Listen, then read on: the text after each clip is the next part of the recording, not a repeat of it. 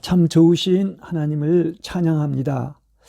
오늘은 로마서 6장 3절에서 8절, 베드로전서 4장 12절에서 13절, 요한복음 10장 18절의 말씀을 가지고 신비적 결합이라는 제목으로 함께 은혜를 나누겠습니다.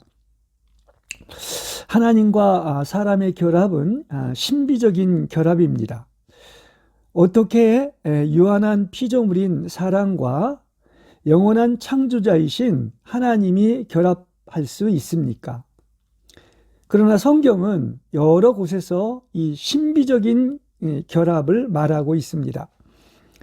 로마서 6장 3절에서 8절에 그리스도 예수님 안으로 침례를 받은 것은 그분의 죽음 안으로 침례를 받았다는 것을 모르십니까? 그러므로 우리가 그분의 죽음 안에서 그분과 함께 장사된 것은 그리스도께서 살아나신 것과 같이 그분의 부활 안에서 그분과 함께 부활한 것입니다.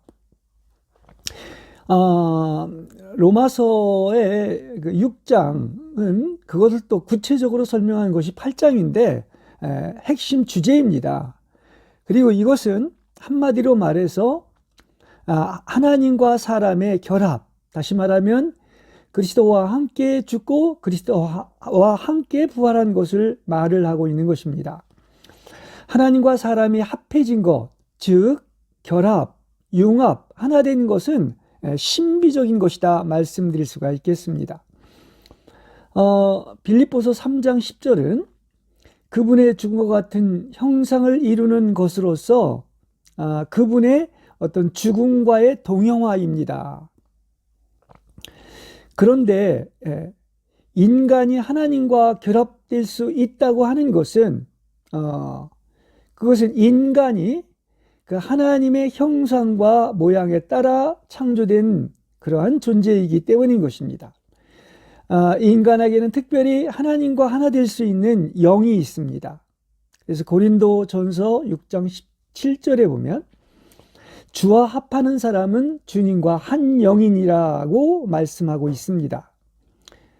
그러므로 사람의 행복의 경지는 바로 하나님과 합일되는 것이요, 하나님의 빛에 의해 조명을 받고 이렇게 그 놀라운 하나님의 사랑에 불타게 되면 자기의 유한성을 이탈하고 동시에 자기 자신으로는 죽고 하나님의 아들이 우리 속에 탄생하여서 이제 참된 자기를 실현하게 되며 이것이 바로 하나님의 아들들로 신화된 것이며 완전한 행복의 경지라고 말을 하고 있는 것입니다. 자, 그런데 왜 이 신비주의 영성가들은 고난을 통하여 하나님께 도달하는 길을 찾았습니까? 우리가 타락하기 이전이면 몰라도 타락한 이후에서는 감추어져 있기 때문에 고난을 통하여, 즉 십자가를 통하여 하나님께 도달할 수가 있는 것입니다. 즉 고난이 하나님이 계신 곳이고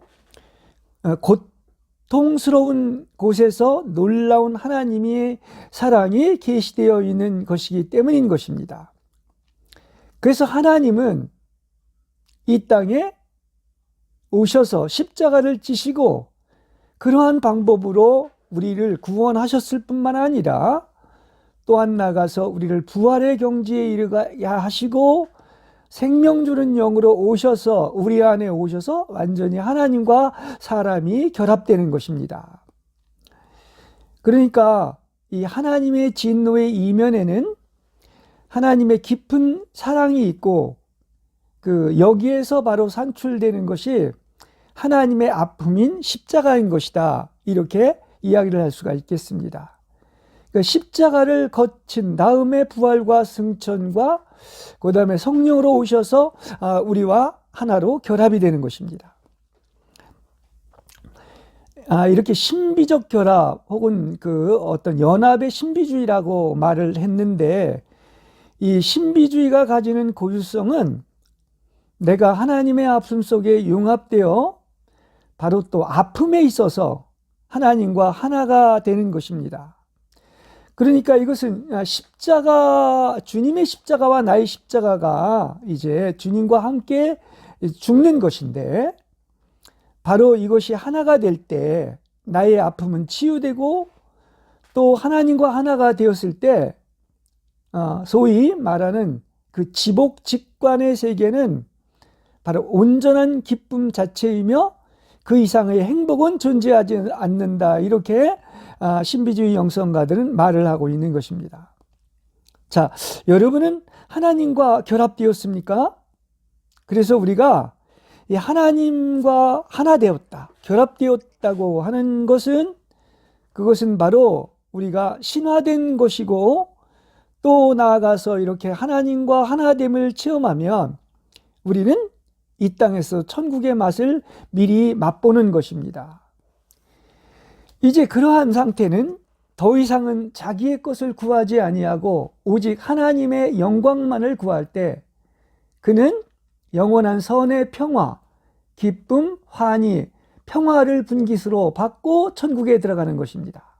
그래서 이때에는 천국에서나 지옥에서나 어디에서든지 놀라운 그 샬롬인 이 평화 속에 이렇게 있을 수가 있고, 또 나아가서 천국을 누릴 수가 있다는 그런 사실인 것입니다. 요한복음 16장 33절에 보면 내가 세상에서 환난을 당하나 담대하라, 내가 세상을 이기었노라, 이렇게 얘기를 하고 있습니다. 그러면서 내가 여러분에게 이러한 말을 하는 것은 여러분이 내 안에서 뭐죠? 평안을 얻도록 하려는 것이다. 평강을 얻도록 하려는 것이다. 이렇게 얘기하고 있습니다. 자, 이 말씀을 보면은 세상에는 환난이 있다는 얘기죠. 환난을 피할 수는 없습니다. 그런데 그 환난을 당하지만은 내가 세상을 이겼다. 그렇기 때문에 이 말을 하는 것은 너희 안에 평안을 얻도록 하려는 것이다. 이렇게 얘기를 하고 있습니다. 그러니까 이 환난을 뛰어넘을 수 있는 비결이 있는 거예요. 언제나 평안할 수가 있는 것입니다. 근데 그것은 바로 뭐다? 역시 세상을 이긴 그리스도로 말미암아 우리는 이길 수가 있는 것입니다. 우리는 사도 바울 얘기에서 이것을 잘 발견하게 됩니다. 지금 내 육체에 그 가시, 육체의 가시, 곧 사탄의 전달자가 있다고 했는데, 그에게는 정말 어떤 면에서 육체적으로 참을 수 없는 그런 아픔과 고통이 있었습니다. 그러나 이 가시는 있어도 뭐라고 합니까? 하나님께 기도를 해봤더니 하나님께서 뭐라 그러냐? 내 은혜가 내게 족하도다, 충분하다고 이야기를 하고 있습니다. 그래서 바울이 이것을 알고 나서는 나의 약한 것과 모욕과 궁핍과 박해와 공경 가운데서도 기뻐한다고 한 것입니다. 그러니까 환난이 있다 할지라도 이렇게 족한 은혜로 말미암아 넉넉히 이길 수가 있다는 얘기예요. 그렇죠? 환난을 없애는 것이 아니라 환난이 있어도 그 하나님의 사랑과 그 놀라우신 은혜로 말미암아 넉넉히 그것을 다 이길 수가 있다는 것을 이야기하고 있는 것입니다. 자, 그렇기 때문에 그리스도교는 어떤 타 종교에서 얘기하는 고난에서의 도피가 아닙니다. 그리고 자기 스스로의 힘으로 어떤 고난에서 탈출하는 게 아니라는 사실이에요. 그렇죠? 그러니까 이 고난이 있어도 그리스도로 말미암아 끊을 수 없는 그리스도의 사랑으로 말미암아 넉넉히 이긴다고 얘기를 하고 있고, 내게 능력 주신 분 안에서 나는 모든 것을 할 수 있다고 이야기를 하고 있는 거예요. 그 사도 바울이 보십시오. 환난, 기근, 적신, 그런 여러 가지, 심지어는 도살장에 끌려가는 양처럼 여김을 받을지라도 나는 넉넉히 이긴다고 이야기하고 있는 것은 바로 예수 그리스도의 사랑과 놀라운 은혜로 말미암아 넉넉히 이기는 비결이 여기에 있다는 사실인 것입니다. 그리고 또한 내게 능력 주시는 분 안에서 나는 모든 것을 할 수 있다고 이렇게 얘기하고 있습니다. 그러니까 모든 비결은 바로 뭐냐? 예수 그리스도 한 분인 것입니다. 그러니까 우리에게 필요한 것은 그래서 예수 그리스도 한 분인 것입니다. 그분 안에 있을 때는 배부르거나 배고프거나 또 가난하거나 궁핍하거나 또한 나아가서 언제나 자족할 수 있는 비결을 배웠을 뿐만 아니라 바로 뭡니까? 그야말로 그리스도 한 분으로 말미암아 넉넉히 이렇게 이기고 모든 일을 할 수 있다는 것을 이야기해 주고 있는 거예요. 그러니까 우리에게 필요한 것은 그 예수 그리스도로 말미암은 그 은혜와 사랑인 것이죠. 예.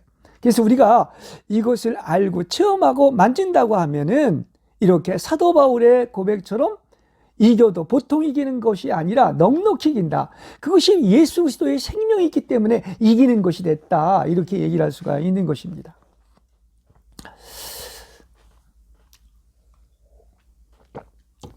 베드로전서 4장 12절에서 13절에서 이렇게 얘기하죠. 여러분이 불같은 혹독한 시련이 여러분을 시험하려고 닥쳐올 때 이상한 일이 벌어진 것처럼 기이하게 생각하지 마십시오. 오히려 그만큼 여러분이 고난에 함께 참여하는 것이니 기뻐하십시오. 이렇게 말을 하고 있습니다. 그러니까 이게 믿는 사람과 믿지 않는 사람이 어떤 나에게 닥치는 고난에 대해서 대하는 태도가 완전히 다릅니다. 어떤 사람들은 조그만 고난이 와도 마치 세상이 그냥 끝난 것처럼 이렇게 하지만 지금 이 베드로전서에서 이야기해 주고 있는 것은 불같은 혹독한 시련이 여러분을 시험하려고 와도 그 이상한 일이 아니다. 무엇입니까? 오히려 그리스도의 고난에 함께 참여하는 것이기 때문에 기뻐하라고까지 이렇게 얘기를 하고 있는 거예요. 그러니까 우리는 이 의미가 다른 것입니다. 어떤 고난이 올 때 이건 그리스도의 고난에 함께 참여하는 것이기 때문에 더 기뻐해야 할 일인 것입니다. 그리고 또한 나아가서 이렇게 그리스도와 함께 고난을 받을 때 좋게 비교할 수 없는 그 영광이 있다는 사실도 우리는 알아야 될 것입니다. 그러니까 성경은 이렇게 공통적으로 이야기하는 것이 뭐냐고 하면 특별히 그 자아, 그 옛사람인 자아에 대해서 자기를 미워하는 얘기를 공통적으로 하고 있는 거예요. 이게 그 어떤 은혜 받지 못하고 그리스도와 결합되지 못하는 가장 큰 적이기 때문에 그런 것입니다. 그러니까 자기를 미워하는 것이 이게 근본적인 문제가 있는 것이고 또한 나아가서 부모와 처자와 형제와 자매도 미워해야 되는 거예요. 왜냐? 이게 바로 또 자기를 어떤 그 미워하는 것과 같은 맥락인 것을 알 수가 있습니다. 그래서 성경은 뭐 이 얘기를 모든 사복음서에서 공통적으로 얘기하고 있지만 이제 요한복음 12장 25절에서도 그렇게 얘기를 하죠. 자기를 사랑하는 사람은 자기를 잃어버릴 것이고 자기를 미워하는 사람은 영원한 생명을 얻을 것이다. 이렇게 얘기했습니다. 이걸 수없이 얘기했지만 이것이 나의 것이 되어야 된다는 얘기인 것입니다.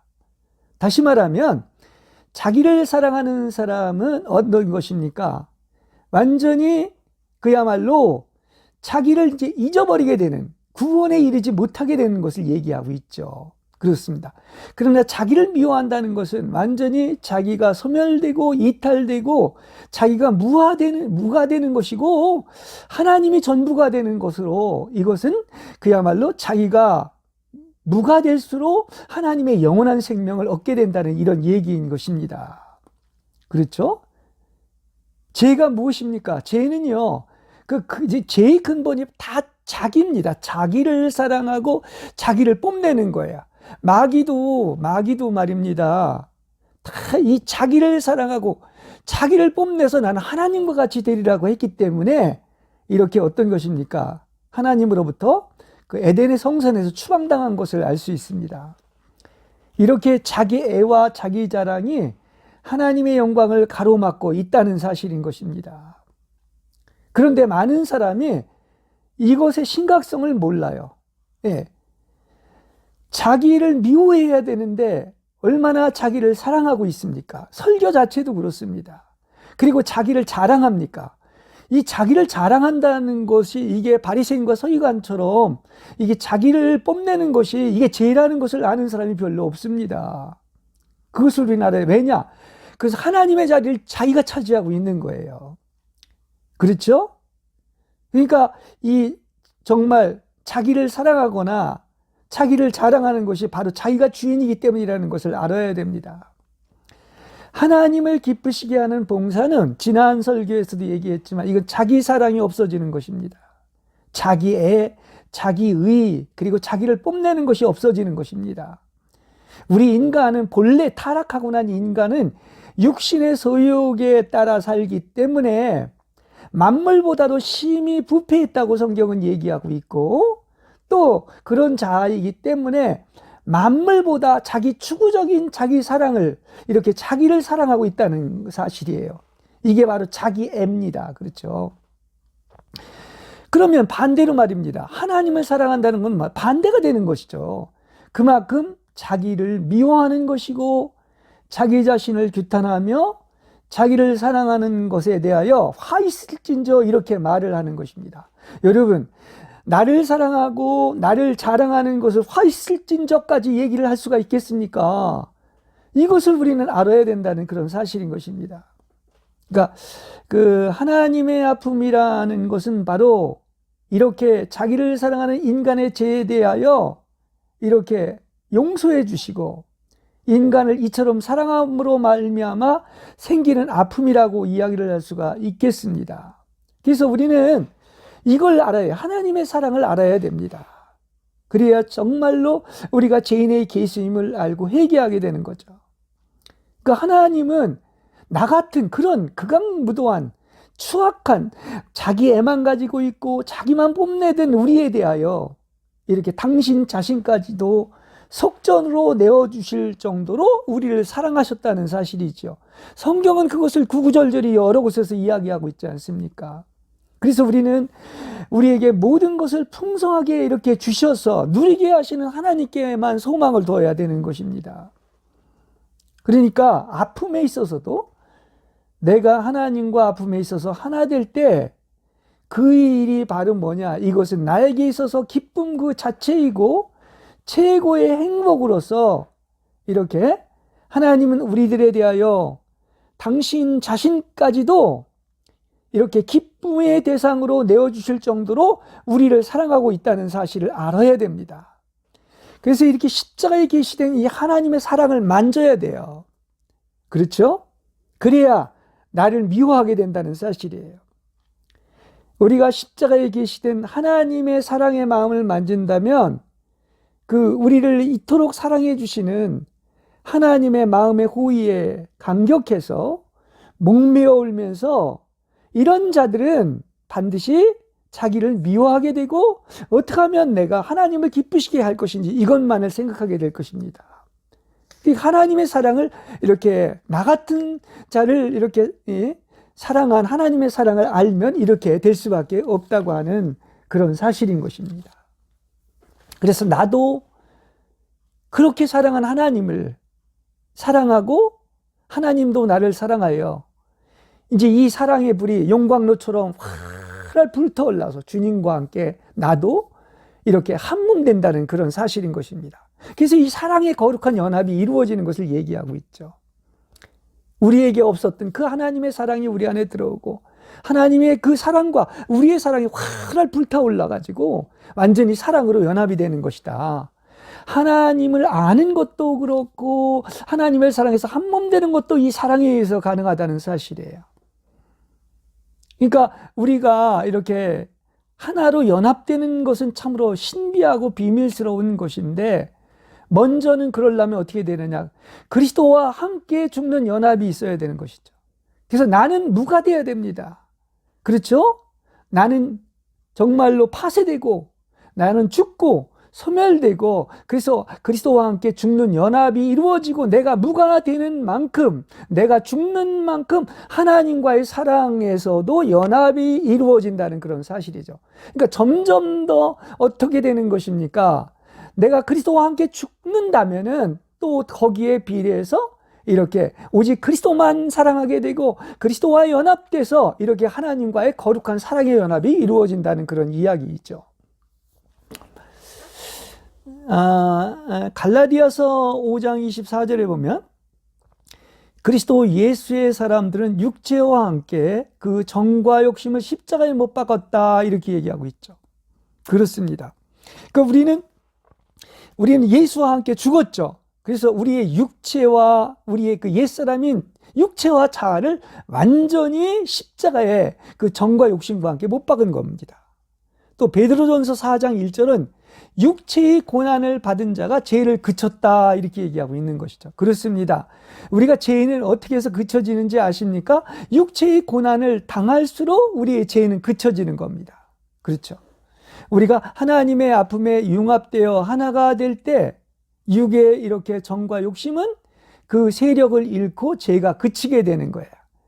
그래서 많은 육체의 고난을 당하면 당할수록 이 죄가 그쳐지는 것을 알 수가 있습니다. 그래서 육체의 고난인 이렇게 자신의 아픔이 사용되어져 우리가 하나님의 아픔과 하나가 됨으로써 이제 본으로 우리에게 보여주신 그분의 발자취를 따르게 되고 또 우리가 죄에 대하여 죽음으로써 이제 죄에 대해 죽는 만큼 의에 대해서 사는 것입니다.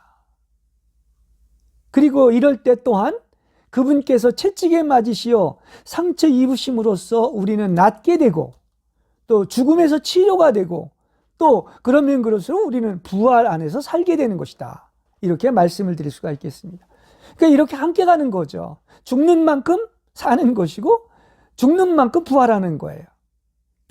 죽어야 살고 살아야 죽는다고 하는 것, 그죠? 살고자 하는 자는 죽고 죽고자 한다는 것은 산다는 게 이거예요. 내가 죽는 만큼 그분과 함께 연합되고 그분의 부활 안에서 사는 것이죠. 그런데 그거는 있죠. 그러나 그분이 이렇게 나를 위하여 십자가를 지시고 괴로움을 겪었다고 해서 우리가 이렇게 아파하는 것을 면제하는 것은 아닙니다. 오히려 우리에게 있는 이런 아픔과 가시를 통해서 우리는 어떻게 되느냐? 사실 고난을 당한 사람은 육체를 그치게 되고 또 진정 아픔을 겪어본 사람은 어떻게 되느냐고 하면은 그야말로 그리스도만 찾고 그리스도 안에서 살게 되는 것입니다. 우리는 오히려 아픔을 통해서 그리스도만을 찾고 그리스도 안에 살게 되는 것이지요.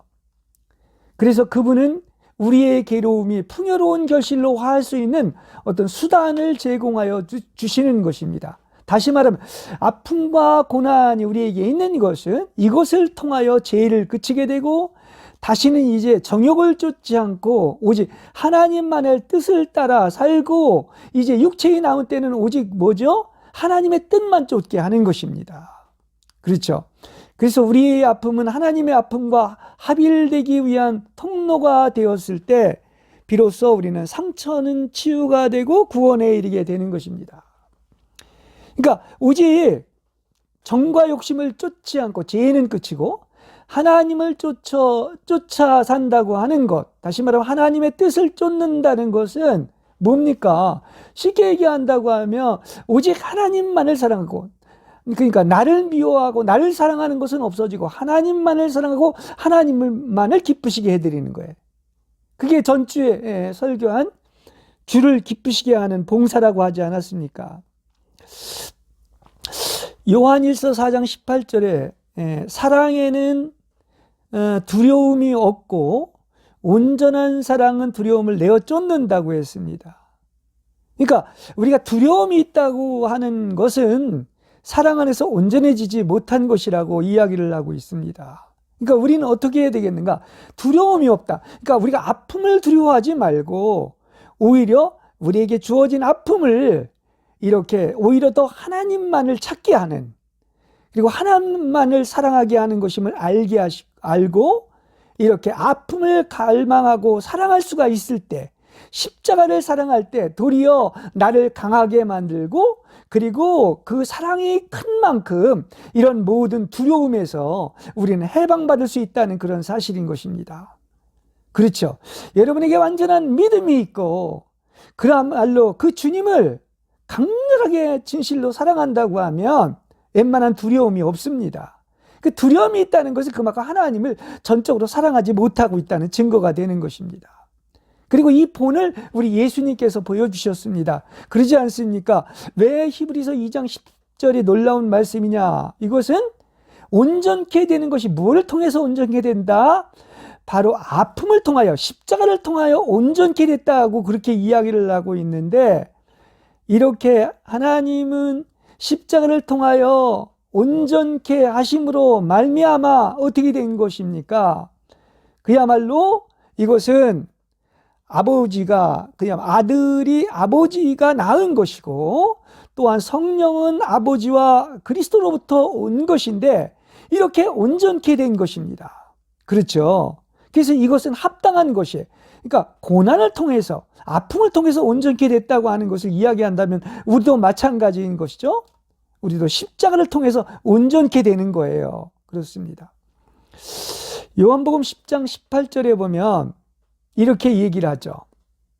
예수님은 나에게서 내 목숨을 빼앗아 갈 사람은 아무도 없습니다. 다만 내 스스로 목숨을 버리는 것입니다. 나에게는 목숨을 버릴 권위도 있고 다시 얻을 권위도 있습니다. 이렇게 예수님이 하나님과 사람과 만유를 위해서 스스로 목숨을 버리신 거예요. 여기에는 어떤 것이 있느냐? 이러한 더 놀라운 사랑이 있기 때문에 그것을 기꺼이 주님께서 어떤 것입니까? 이렇게 목숨을 빼앗아갈 사람은 아무도 없고 목숨을 버릴 권세도 있고 또한 나아가서 어떤 얻을 권세도 있지만 이 강렬한 사랑으로 말미암아 어떻다는 것입니까? 내 스스로 이 모든 것을 이루기 위하여 목숨을 버리셨다는 이런 얘기인 것이지요. 그러니까 사랑만큼 힘이 있고 능력이 있는 것은 없습니다. 모든 두려움을 내쫓는 것이죠. 그래서 사랑에는 두려움이 없고 온전한 사랑은 두려움을 좀 쫓아낸다고 이야기를 하고 있는 것이죠. 우리도 마찬가지인 거예요. 그 강렬한 사랑이 있고 온전한 믿음이 있다고 한다면 세상에 두려워할 것이 없는 것입니다. 그리고 세상의 모든 것을 초월할 뿐만 아니라 모든 사탄도 넉넉히 이길 수가 있는 것이죠.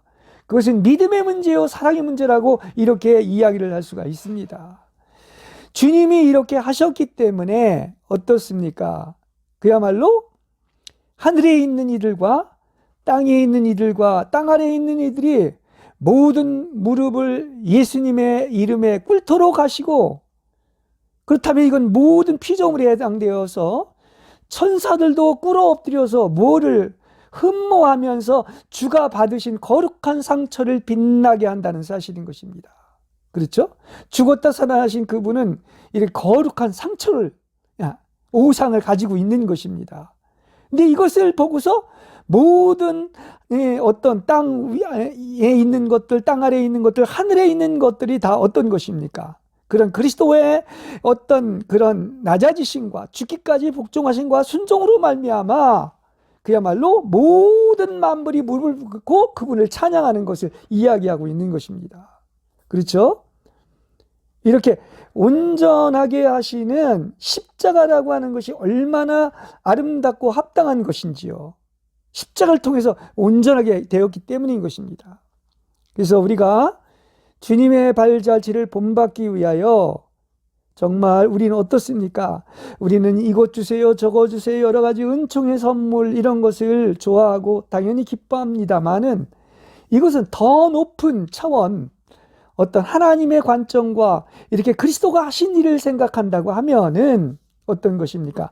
여러 가지 은총의 선물보다 이렇게 주님이 사신 것처럼 철저한 자기 부인과 자기를 억지에 이기고 그리스도를 위해서 모든 모욕과 억울한 일과 괘씸하고 불쾌한 일들을 즐겨 잘 참아 받는 인욕이야말로 완전한 기쁨이다 이야기를 할 수가 있겠습니다. 왜냐하면 그리스도께서 그러한 본을 보이셨고 그러한 길을 가신 것입니다. 그리고 그것은 너무나 강렬한 그 사랑 때문에 하나님의 뜻을 이루고 우리를 사랑하는 이 사랑 때문에 어떻습니까? 스스로 자원해서 목숨을 버리셨다는 얘기인 것이지요. 그러니까 이러한 기쁨은 하나님이 나에게 여러 가지 그야말로 은총의 선물을 주시고 은사를 주신 것보다 더 완전한 기쁨인 것은 이 기쁨의 차원이 다른 거예요. 나를 위한 것이 아니라 오직 주님처럼 살기 위하여 그 본을 따르기 위하여 순종해서 오는 그 2차적이고 이타적이고 희생적인 거룩한 기쁨이라고 이렇게 말을 할 수가 있는 것입니다. 그렇죠. 그 숭고한 기쁨이에요. 이것은 거룩한 기쁨입니다. 네. 하나님의 뜻을 이루기 위한 기쁨이죠. 이렇게 우리는 시련과 고통과 십자가를 겪을 때 십자가에서 죽으신 그리스도를 생각하고 또 그분의 마음을 품고 그것을 자랑하는 것이야말로 완전한 기쁨과 행복인 것입니다. 자, 이게 정말 간단한 말이지만 쉬운 건 아니죠. 너는 이 마음, 이 생각을 품어라고 했습니다. 그리스도 예수의 마음과 생각이 있다고 하면은 그야말로 이 인생의 모든 수고하고 무거운 짐을 다 이렇게 내려놓을 수가 있고, 또 짐이 가벼울 수가 있고, 단마음으로 그것을 질 수가 있는 거예요. 그리고 정말 진정한 안식을 얻을 수가 있는 것입니다. 이게 바로 그리스도처럼 살아서 거기에서 누려지고 얻어지는 기쁨과 행복은, 이건 최고의 기쁨과 행복이다, 이렇게 얘기를 할 수가 있습니다. 그렇죠? 이것이 바로 이제 그 신비한 아버지와 아들의 결합일 뿐만 아니라 또 우리와 하나님 아버지와 아들과의 거룩한 이 어떤 결합의 신비, 연합의 신비라고 이야기를 할 수가 있는 것입니다. 정말 이때의 어떤 그 연합의 행복이라고 하는 것은, 이것은 그야말로 정말 말로는 어떤 표현할 수 없는 그러한 행복이라, 이렇게 말을 할 수가 있는 것입니다. 자, 아시시의 성 프란시스는 이 경지에 이른 사람이었다고 말을 할 수가 있겠습니다. 물론 뭐 시간이 없어서 그냥 드러난 것만 이야기한다고 하면은, 그는 내적으로도 완전히 주님과 하나 되어서 그 2000년 역사에서 가장 주님을 닮은 사람이 누구냐? 주님과 같이 연합된 사람이 누구냐 했을 때 아시시의 성 프란시스를 꼽습니다. 그리고 여러분이 잘 아는 것처럼 그는 십자가에 못 박힌 그 오상이 자기 몸에도 이렇게 나타나기를 기도하였고, 그래서 예수님의 오상이 그의 몸에도 나타나는 은총을 입은 것을 우리는 역사적으로 잘 알 수가 있는 것입니다. 이렇게 우리가 이렇게 자아에서 이탈되는 것, 자아가 무가 되는 것이 복입니다. 그게 기쁨입니다. 이제 완전히 바뀌어진 거예요. 우리는 조금만 자아가 상처를 입어도 힘들어하는데, 정말로 우리가 하나님의 어떤 관점에서 내가 없어지고 소멸되고 이탈되고 무가 되는 것은 참으로 기쁨입니다. 왜냐? 그게 바로 그리스도를 닮아가는 것이고 그리스도와 연합되는 비결인 것이죠. 왜냐? 그리스도만 전부가 되었기 때문에 그런 것이죠. 그리고 나아가서 이렇게 그리스도처럼 겸손과 온유의 마음을 가짐으로 말미암아 이렇게 우리는 하나가 되는 것입니다. 여러분이 하나 되었다고 하는 것은, 이렇게 하나님과 하나 되었다고 하는 것은 그분의 그 아버지의 심정과 또 나아가서 그분의 사랑과 그 마음이 여러분 안에도 있는 거예요. 그분의 마음, 그분의 생각과 하나가 된 것입니다.